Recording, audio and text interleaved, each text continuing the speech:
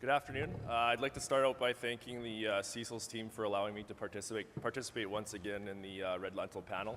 I think everybody in here can say that it's been another very exciting year of trading red lentils, similar to last year.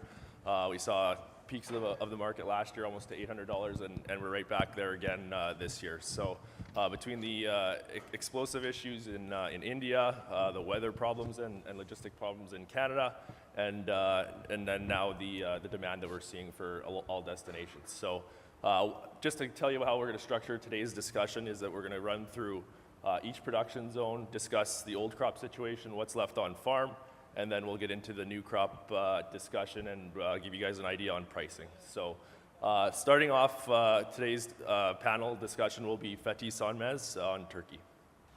Hello to everybody. So I don't want to bother you with too many details. I will try to go as simple as simple. Just I will give some numbers, and then there will be a conclusion about my comments about this year or expectations. The export numbers of Turkey, starting from 2010, just I'm neglecting the minor changes. 190,000, 2010. 2011, 210,000. 2012, 195,000. 2013, 175,000. This is export numbers of Turkey. Almost between 175 and upside is 210. And importation numbers, 2010 again, 190, 2011, 290, 12, 150, 13, 2013, 170. So it is almost average 170 or 190, let's say. And production numbers of Turkey is 2010, 422, 2011, 380, 2012, 400,000, 410, 2013, 400,000 again. So as you see, Turkey produce what they consumes. There is a breakdown of that numbers, but I don't want to bother you, as I said. So then, simple formula is Turkey produce what it consumes. Turkey exports what it imports. So, and as you see, from 2010 up to 2030, numbers of the production is not changing a lot. 400,000 is the number of the Turkey. It depends on the yield. Of course, we had at 2008, we have some drastic years, but in normal years, this year is the normal. We have the 400,000 production. Then, because of the marketing abilities of Turkey, because of splitting capacity, and because of geographical advantage of Turkey, we are able to sell still lentil. And until now, Turkish crop seems to be very okay. Nothing wrong. We were expecting rains on April. This is very crucial for the Turkish crop. And we have received that. So then we will have normal 400,000 ton crop. The second thing is we should say, until now, because of at the beginning of the marketing of Canadian products, you know better than me, maybe you will explain that thing. Turkey bought a little bit. Turkish importers choose to go long about next year. So almost we can say purchased 50% of the requirements for the next year. So it means more than 100,000 tons. It's already contracted by the Turkish importers. I think this number can give very good directions or the idea about the other players in the market. Generally, I don't want to go, as I said, too much details, but let me give some ideas about who are the main buyers of the Turkey. Of course, as you can easily understand, one is Iraq, the second one is Egypt. No, sorry. First is Iraq, but now second was Egypt, but we are losing that position. Egypt is splitting himself. So the second one is becoming Sudan now. That is interesting thing. And Egypt lost his position of the second, being the second biggest importer or the biggest buyer of the Turkey as a third country now. The others is going almost equal: Saudi Arabia, Bangladesh, England, I mean Europe, Germany, and others. So the Iraq is preserving his number one market positions from the last maybe 15 years. Sri Lanka, we almost lost the Sri Lankan market. Sri Lanka was the very regular market of the Turkey, but because of the preference of the variety and again geographical things, I mean the factors, I mean Australia, so we lost that market. Turkey lost that market. I don't know, I should go with Egypt and Syria at the moment or later on.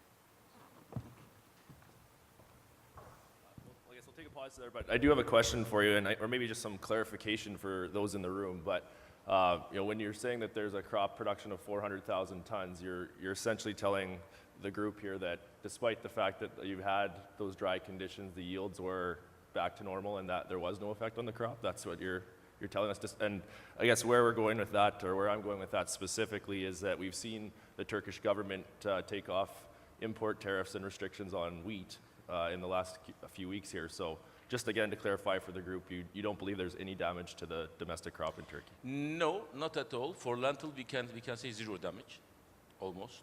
There was a drought, yes, but mainly on the west of Turkey. But then, especially March, April, it got easier in all regions. But as you know, the lentil is not requiring so much water or irrigation. So it's dry land is suitable for the lentil. So we cannot say we cannot talk about any damage for lentil. No damage. But it means not bumper crop. The bumper crop or the very low crop, it is not the worst for the Turkey anymore in normal years, because the area is very restricted and very known. For the irrigated areas in southeast of Turkey, they are choosing to plant other crops, not the lentil. So that because of that factors, then we are almost producing the same numbers in every normal year. And for that tariff of, the quotas of that government last 15 days ago, that government announced, it means the Turkey will buy that numbers. Again, for the rice, everybody was asking, 200,000 ton they declared. This is only to be a safe side. They are getting, and in the case of emergency, they are using that. So there is no damage on lentil in Turkey at all. Okay. We cannot. And in the short term, we've seen a lot of the WFP tenders coming through. There's one that's out right now. In the next 3 months, do you see them tendering for more lentils, as Turkey likely will get that business? Exactly. Because of the region, as you know, Middle East. No need to explain what the Middle East is in the position. So there's a good numbers of the WFP business. It is almost cleared all the cargo in Turkey. We can say zero carryover in Turkey now. From Turkish product or imported cargo. So WFP contributed a lot to that numbers, to create that numbers. Yeah. As I said, I didn't go for the Syrian and the Egyptian market. Later on, we will do that. Yes, right? we can move into that. Next up, we'll have Canada and Farhan Adam. Hello, everyone. I would like to start up with USA, as it has a very small red lentil crop and not a significant impact on the red lentil supply-demand statistics. Last year, there was 225,000 tons of lentils totally in USA, which 80% of them were green lentils. So there was approximately 25 to 30,000 tons of red lentils produced, about 37,000 acres planted, which is really insignificant.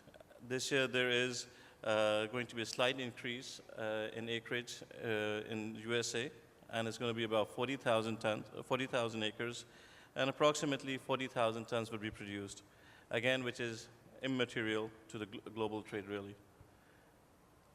I'll move on to Canada, which is becoming a large producer of red lentils and have dominated in the export market. This year, the biggest issue has been logistics, logistics, and logistics. It has created a major impact on supply and destination markets and have resulted in big supply-demand gaps. Biggest issue has been the rail cars, which has been the biggest problem to ship our product. We have been competing with large stocks of commodities like wheat, canola, durum, which are more efficient move in terms of rails. And the industry has been working towards solving this problem, and the government has intervened as well on a mandatory rail service level.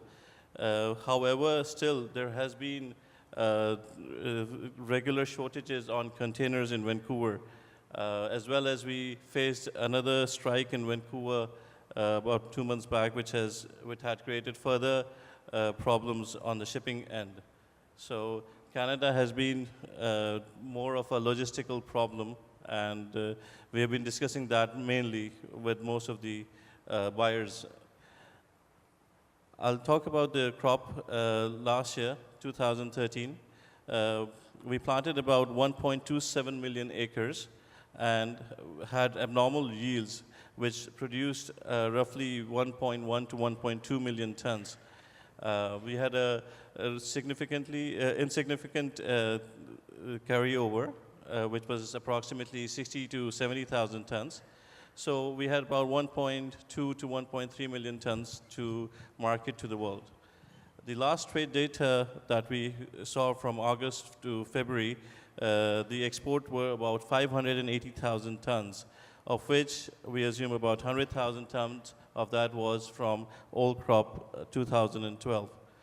So approximately 500,000 tons of new crop 2013 had been shipped, and another approximately 120,000 tons was shipped by by end of April.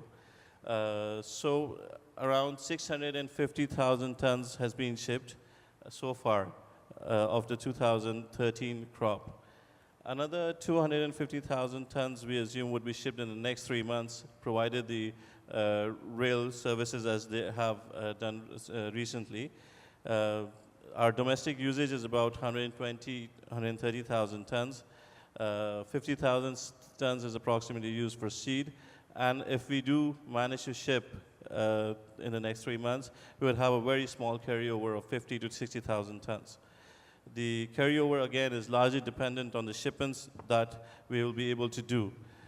There has been continuous demand for our product, and even today, we see demand coming from, especially from India, for old crop, even into July and August shipments. So, assuming that this rail car will be okay, we would probably end up with a very, very small carryover. I guess question for you would be, what is your opinion on old crop pricing from Canada, and will we see any lowering of prices now that some of these logistics issues have kind of come to pass? Or I guess your next question or opinion would be, are the logistics issues gone? The logistics issues are not gone for sure, and price definitely will be dependent on that. Recent increase in prices, of course, the Indian crop was small, but at the same time, the supply has not been very great as well from our side. So there has been a supply-demand gap at destinations, and which has increased the prices. So depending on how we ship from here to in the next 2 months, that will determine the price for sure. Right now, I think we are around 770, 80 levels, and towards 800, depending on prompt shipments. So this might increase if we see another shortage of rail car if we do. But again, that's a question that we don't know how to answer. So if you're a buyer today, or the buyers in the room, should they buy at 785 for June, July?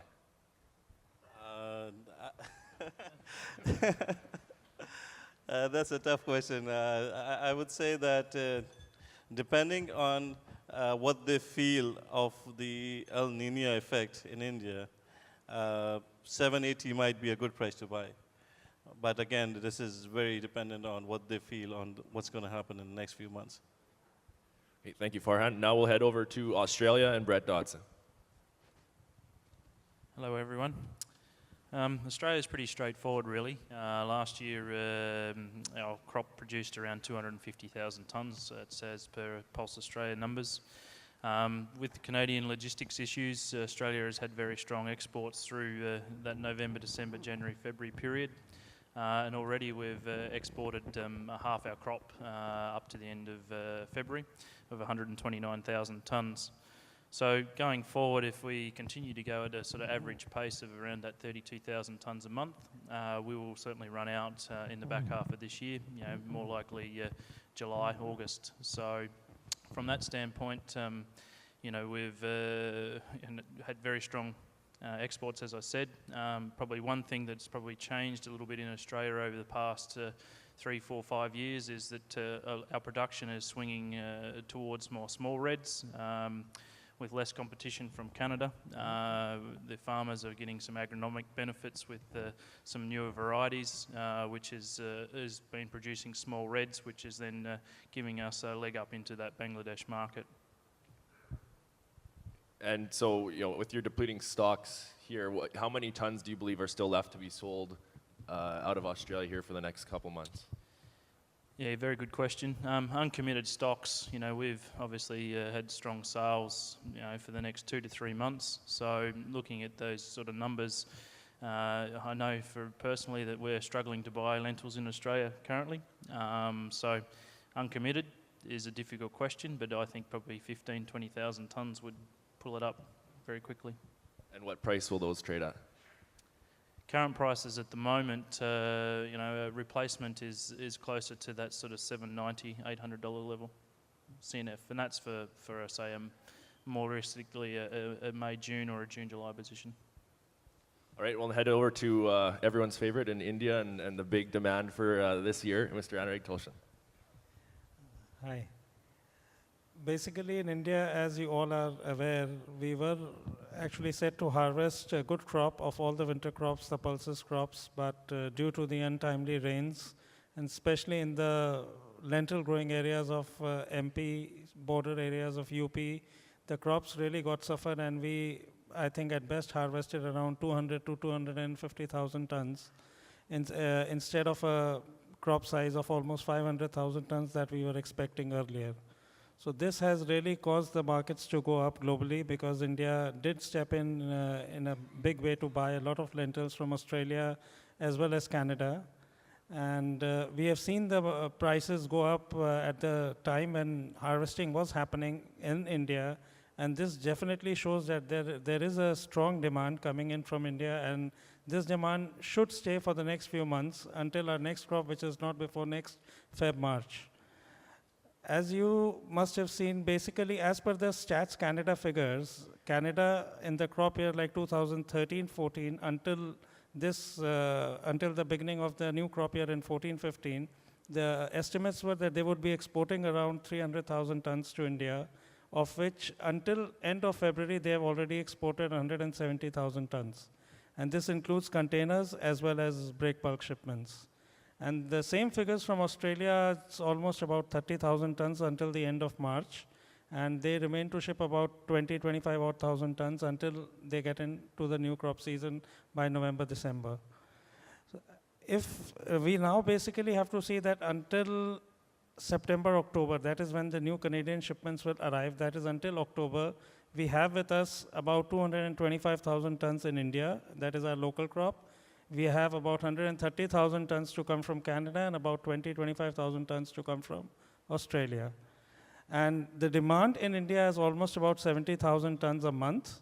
So basically, if we add up these figures, we see that we are expecting an input of about 375,000 tons, whereas the demand would almost be around 490,000 tons. Yes, at these high levels, there could be some substitution. There could be rationing of demand. So I can only say that as per the price perspective, the markets do not look weak.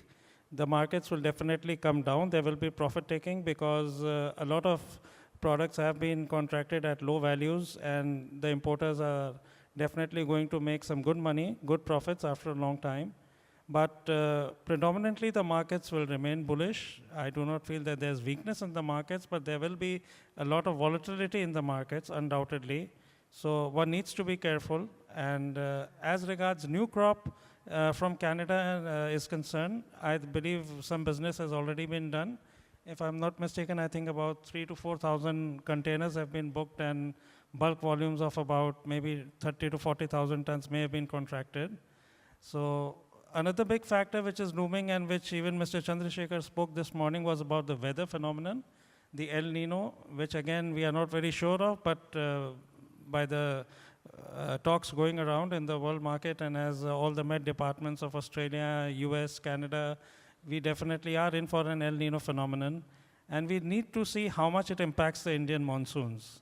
And El Nino is supposedly going to strike in the last quarter of this year, which could be at the fag end of the Indian monsoons. And if we have good monsoons in the first half, then I think we should not be worried much. But if the first half monsoons again fail India, and our monsoons are really not up to the mark, then the entire scenario will change, and then we could see a lot of buying going forward for the new crop as well, for shipment positions beyond December as well. Because until now, the major shipments which have been booked for new crop have been basis November, December, and maybe some for December, Jan. Because we typically take a 60-day time period once the shipment has been executed, and beyond December, I've not heard of any much business taking place. You mentioned that at a certain level there would be price rationing for new crop, and we're seeing new crop trade in the high 600s, in the last few weeks here. At what level, at what price does that price rationing occur in your mind? Price rationing, you see, new crop, the difference between the new crop and old crop is almost $100. So somewhere down the line, these prices have to converge. Either the old crop prices need to come down, or the new crop prices need to come up. The new crop prices can only come up if we have some new triggers in the market, you see, basically. So as I said, if there is a weather phenomenon, if there is an adverse weather impact, if the monsoons really fail in the months of June, July, then definitely, yes, you could see the markets coming up, new crop prices being more buoyant and converging and going up, and then maybe coming in aligned with the old crop prices. Otherwise, I feel the old crop prices, there could be opportunities for some shippers to sell at higher levels, but then you could see in 10 days' time, they would need to sell $20, $30, $40 below, because there will be volatility in the Indian markets for sure. Thank you. Now up speaking on Pakistan, Mr. Mohammed Amin. Hi everyone. Pakistan is pretty straightforward if you see, because we are mainly dependent on imports. Pakistan import 120K. It's not as big as India, but after India, I think it's one of the most important market, along with Sri Lanka, Dubai, and Bangladesh. We have like 5,000 to 10,000 metric ton of our own crop. Rest all is imported. Major suppliers are Canada and Australia. Canada being Canada having most of the quantity is supplying to Pakistan, because it's being used for splitting and as whole consumption. Pakistan is pretty different from other countries because it consumes a lot of whole lentils. I would say 60 or 65% of red lentil consumption is as whole. And mainly we are using Canadian as whole only. We are not splitting it. Australian product we are using for splits. This year, buyers had been able to make money. The reason has been the Canadian logistic, because 75 to 80% of cargo was bought from Canada, and buyers were not able to catch the Canadian logistic problem early in the game. Initially, what happened, we had some shortages, and Sri Lanka played the part. There were prices were lower in Sri Lanka, and a lot of cargo was being shipped from Sri Lanka to Pakistan as whole. So that filled the demand, and not only it filled the demand, it made buyers a little bit scared. If they buy more from Canada, Sri Lanka will keep shipping cargo to Pakistan, and they would incur losses. So because of that, further moving forward, they were not able to take the position. Right now, buyers are well bought. The only problem is logistics, when the cargo gets really shipped.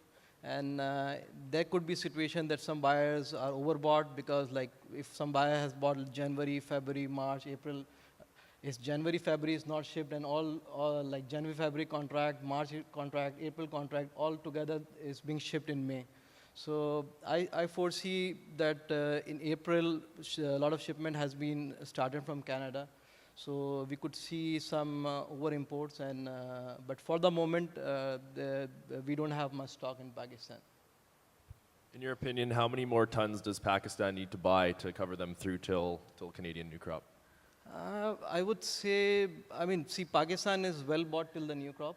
In fact, we have bought September, October, we have bought October, November, and we have bought November, December also. So if all is shipped, I don't think so Pakistan need much to buy. It's all that the cargo which is being bought is shipped right on time.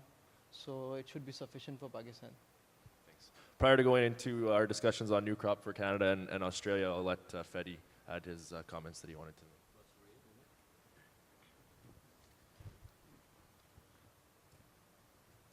You know, the Syrian situation is important also. They were producing, as you know, as all the market participants knows, 120,000 ton. But there is a very special case in there this year. And, you know, there is a worst situation of maybe human story. Unfortunately, we are living in our neighbor.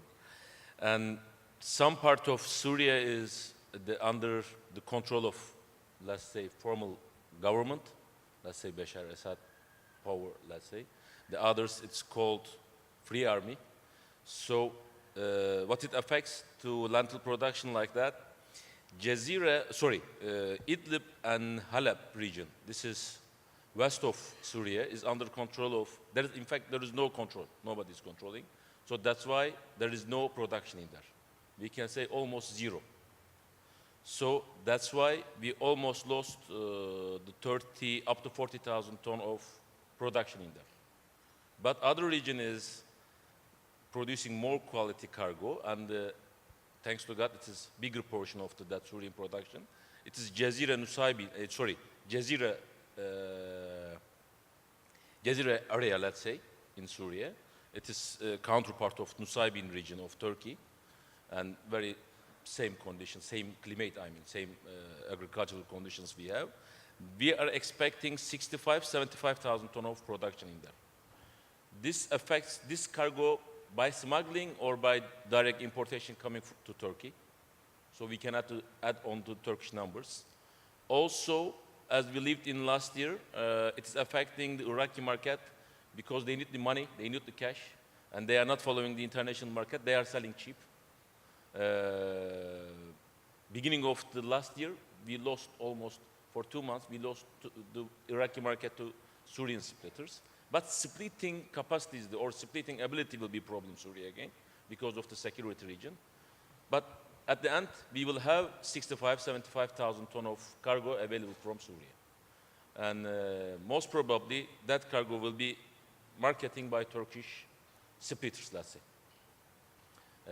Of course, we will see it together because nothing is so predictable from Syrian side. Everything is changing daily. And Egyptian side, in fact, I think Egyptian importers should speak on it, but I got the duty. Let's say Egypt is consuming is 70,000 ton of WRL per year, their consumption. And they have also re-export ability, mainly to the Sudanese market. They are doing 10 to 15,000 ton to there.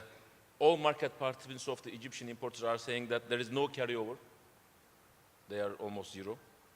They have now good splitting capacity. There is a 4 splitting plant in there. And their total capacity is 400 ton per day. Egyptian total splitting capacity. Of course, there is again Middle East, part of Middle East. There is a weak political and economic situation in there. Currency fluctuation is affecting everything in Egyptian market, and political conditions affecting everything. Trade and their price or their buying intentions, or finance to reach the finance. It's not so easy by the Egyptian importers. Currency fluctuation I already mentioned. The last thing, as I just PS, they are consuming 40% of the lentil as koshari, as a whole. That is we should know as a note from the for the Egyptian market. These are the things for the both market. All right, thank you. Now to discuss new crop Canadian. Well, the planting is currently behind schedule with the recent snowfall and rain hitting the majority of the main pulses growing area, both in Saskatchewan and Alberta over the last few days. The 2014-15 crop, earlier the estimated seeding intentions for total lentils were approximately 30% higher than last year. But once the StatsCan intended seeding acreage report was out, it showed approximately 20% increase in overall lentil acreage, which main increase is in red lentil plantation. The intended acres in red lentils are around 1.8 million acres versus 1.2 million acres last year, almost a 50% increase in acreage. However, this increase is much below the trade expectations, as we expected this number to be around 2 to 2.2 million acres. According to StatCan estimates, we expect the crop size to be around 1.2 to 1.3 million tons, similar to last year, based on average yields. Last year, we had the same crop, but we had an abnormal yield. There were only 1.2 million acres, but although with a 50% increase in acreage, we'll still have similar production to last year. And currently, we have seen a big demand from India and Turkey for new crop. So there has been numerous trades which are already done. So the supply-demand estimates that we saw are very strong. We are seeing strong demand from India and as well as Turkey for new crop. So again, the carryover is going to be not much, 100 to 150,000 tons for next year. But again, it all depends on how the demand comes from India, which everybody is talking about. Let's see how that goes. And what is your price expectation and direction for the next few months?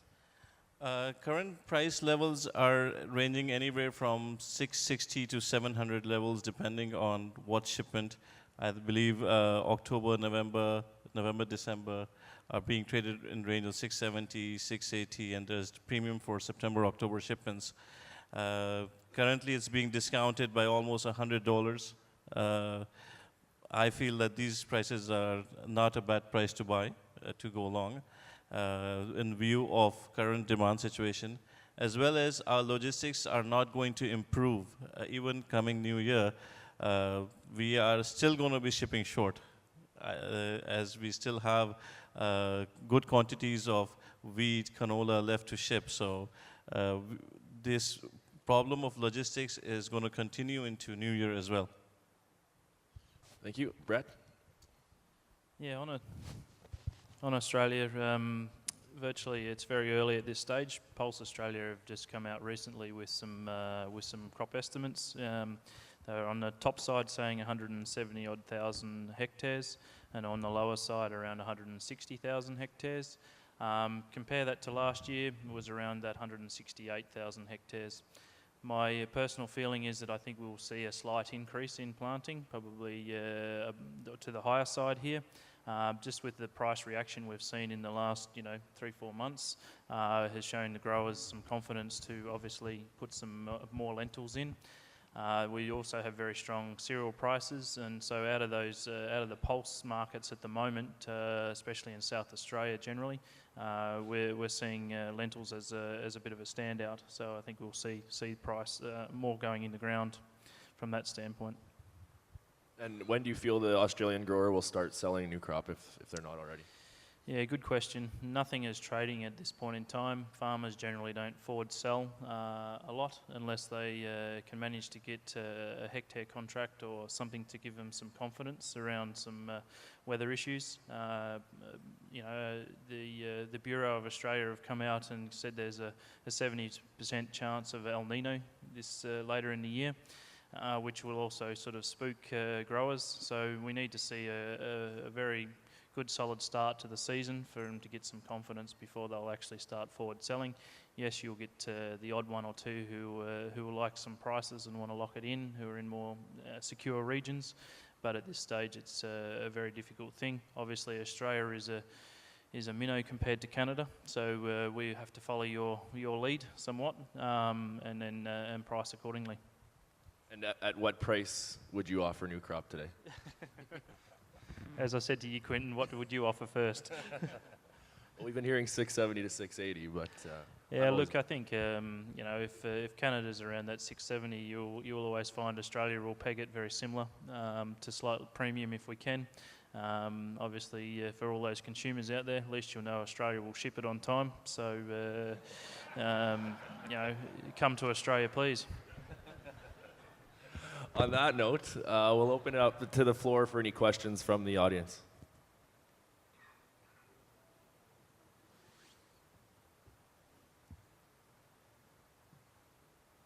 No question. Oh, up here.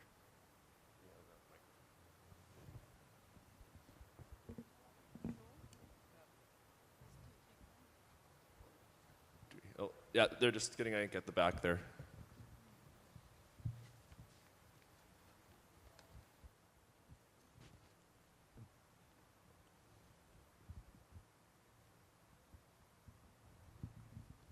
Hi, I'm Lalit Bangar from Swiss Singapore Overseas. Last month, we had a meeting with Canadian trade ministers and higher officials in Singapore. And the question which I asked them that how Canada is gearing themselves to combat such situation of logistic issues. And if the new crop is also turns out to be really good, what sort of precautions approach they are taking? And to my surprise, the answer was not very satisfactory, and it appears that the Canada government is still not ready to combat with this situation. So as such, how our questions to Mr. Farhan, that how the Canadian exporters and trading community as such as really foresighting this situation, and how do you plan your offers for sales? There is definitely a problem with this, and the CSCA has done a good job. They got a mandatory rail service assigned from with the government, and they work with CN and CP Railways to get this better. But of course, there is a capacity issue. There are other crops as well. The pulses crop are much smaller than the cereal crops, so there is preference given to the other sector versus the pulses crop. So as far as how to plan it, it's very difficult.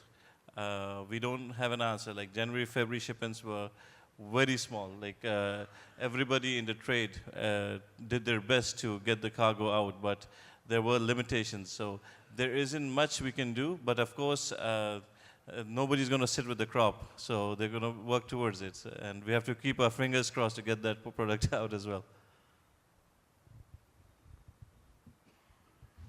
Any other questions?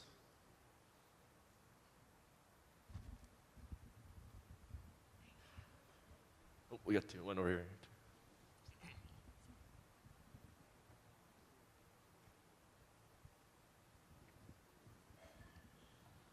Concerning the logistics, are any of the grain industries doing anything to lobby for the Keystone Pipeline project?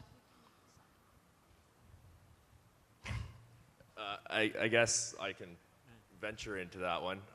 The Saskatchewan government in particular has been vocal about that and getting pipelines in place.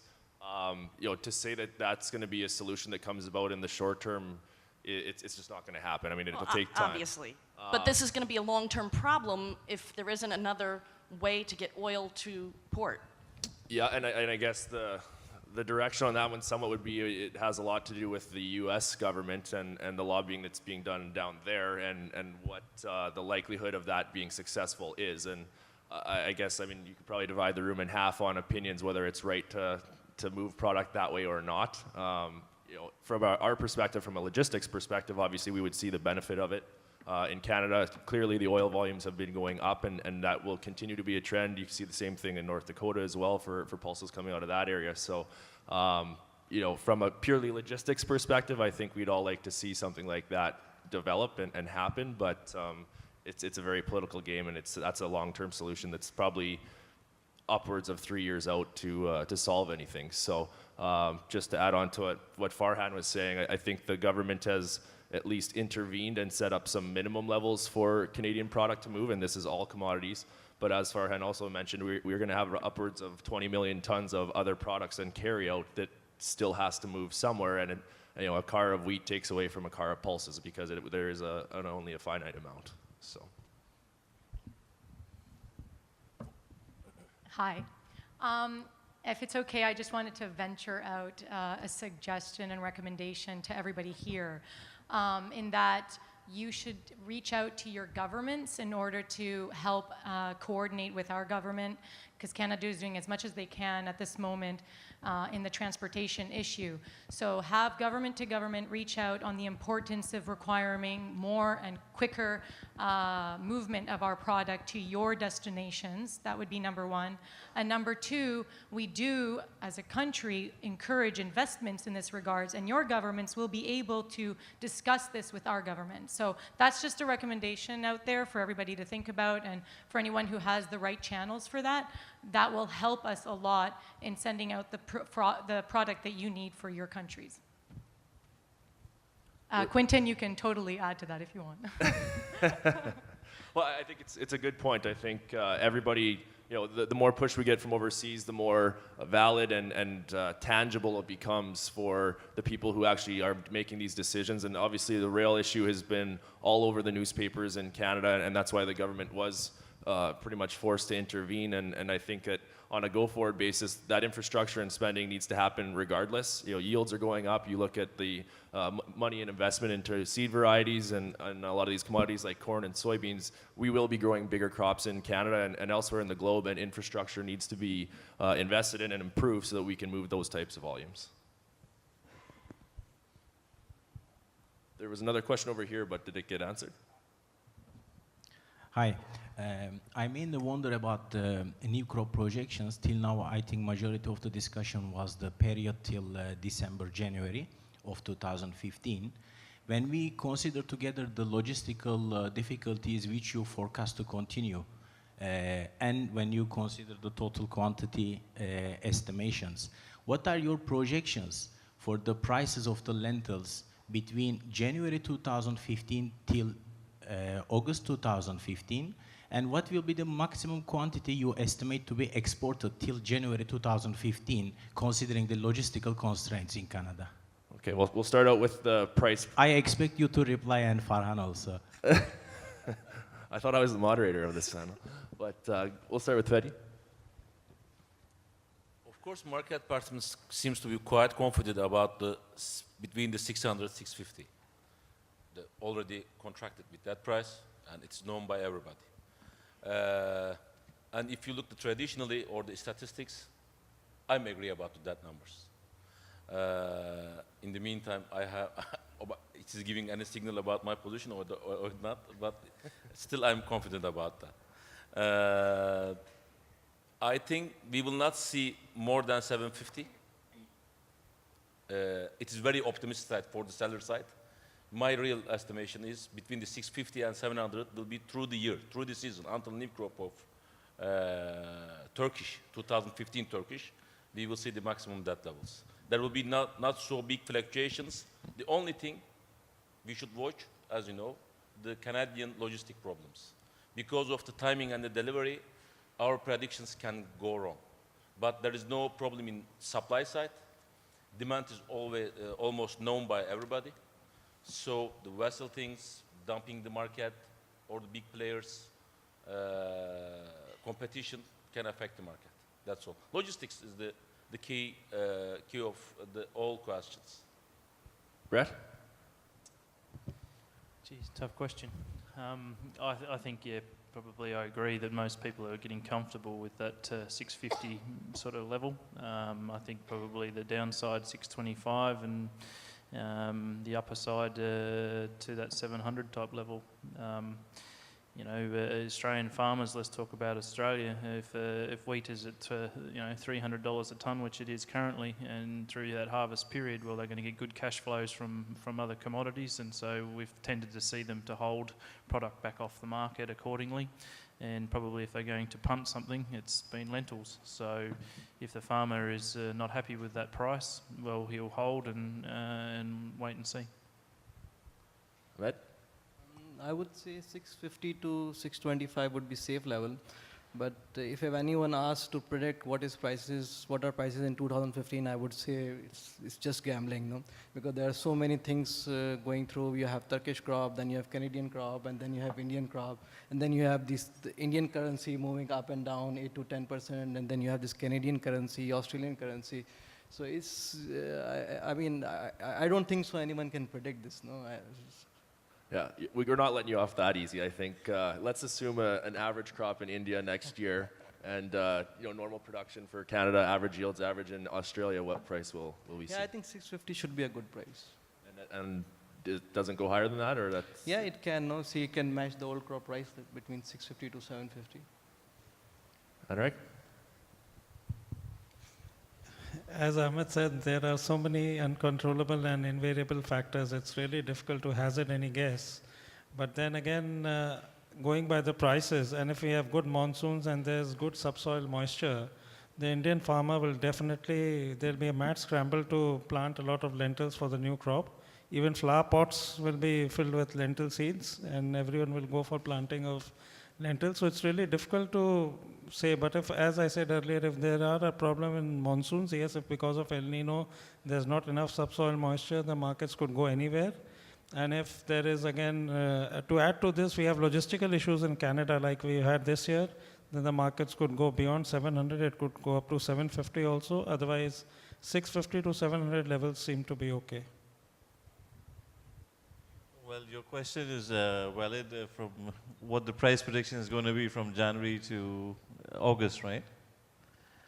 So we need to see a crystal ball to get a perfect answer for that. But with what's happening right now, I believe December, January trades are being done around 640 levels to 650 levels. I feel these are bottom levels. 640, 630 levels are bottom levels for the trade. There's a lot of uncertainties in there, and the prices could spur up with a lot of issues of weather, such as still we haven't even seeded in Canada. We are already late, although we were late last year as well, but we had a good crop. But still, we are we are late, and still we have 3 months. We have to predict good weather to have a good crop. Also, we have to look at what's happening in Australia. I heard there were some dry spells already. So we have to look at what's going to happen in Australia as well. That will determine the prices. But 630, 640 levels are bottom levels for Canada, going even from January to August. And if any disaster, any problem that may happen, prices could escalate to any level. This is what I feel. Maybe I'll jump into the discussion on volume, and I think the point to make there from a Canadian perspective is, to the question, can you move the entire red lentil crop in a year? The answer is yes. Can you move this type of volume in containers? The answer is no. And obviously, a certain percentage is being done in bulk vessel. But regardless whether you're doing bulk vessel or containers, it's all dependent on what other commodities are competing for that capacity. And that's, I think, the point that on a Canadian perspective you really have to hone into and look at for those months of January through July. We have a lot of canola business that comes through Canada. We have a lot of wheat business. We have this 25 million ton carryout that's going to get moved, and ultimately it comes down to dollars and cents, and people will, whoever's going to pay the most for that capacity is going to get it. Physically to move 1 million or even 1.2 million tons of red lentils is feasible. But the second side of that too is if everybody tries to buy that in August through December, it's not going to happen, right? And that's the difference likely on how that price fluctuation is going to be. If India comes in and tries to buy 100,000 tons in 2 weeks and have it shipped 2 months, from that time, it's not going to happen, and we're not going to be able to move that type of volume. So if it's a static, steady demand all the way through, where we have consistent shipping and consistent demand, then I think you can get further into what we can ship this year. Any other questions? Oh.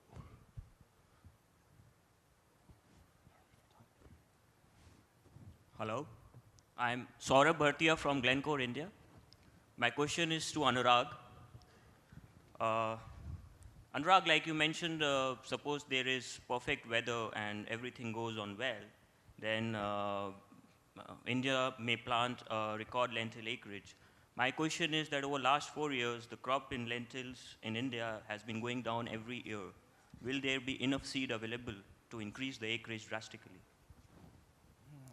You have a very valid point. I do agree. I made that statement in maybe in a lighter way, just to send the message across that yes, there will be a scramble on the part of farmers to grow more lentils, but yes, seed availability will depend a lot on imports, because I believe we'll have to use imported seeds, and whatever the local crops are there, which is still in the hands of the farmers, they would probably like to keep the best quality available with them for seeding purposes. And pulses per se, as we have seen in India, it's not that our production is really increasing by leaps and bounds. And on this front, yes, I do accept that there will be a paucity of seeds at the time we go in for seeding. So I agree to your point, yes. We'll take one more question here, and then we'll wrap up. My question from Mr. Farhan is that how much is the stock is there in Canada of small lentil, Robin? And what is your expectation? What will be the share of small lentil in future crop, like Robin and other small lentils? The extra small lentil variety, which includes Robin, is a very smaller portion, and it is not. There is no perfect statistics for that. We feel that I think in 2013-14, crop size would be estimated around 50 to 70,000 tons, and similar would be seeded for new crop as well. But that variety is, although we get premium from Bangladesh for that, that variety is slowly disappearing for new growth.